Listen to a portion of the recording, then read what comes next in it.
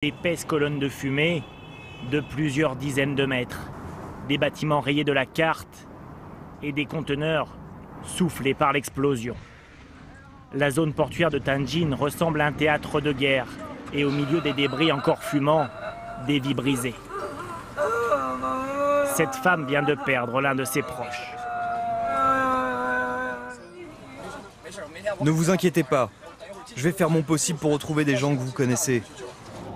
Le dernier bilan officiel, qui n'est sans doute que provisoire, fait état de 50 morts et près de 700 blessés. Les plus gravement touchés, ceux qui ne se trouvaient qu'à quelques centaines de mètres de l'explosion, ont été accueillis dans cet hôpital. Le premier choc n'a pas été très fort. Alors je suis allé sur mon balcon pour voir ce qu'il se passait. La deuxième explosion m'a aveuglé. J'ai vu des flammes au loin. J'ai voulu m'échapper, j'ai couru. J'avais du sang sur tout le corps.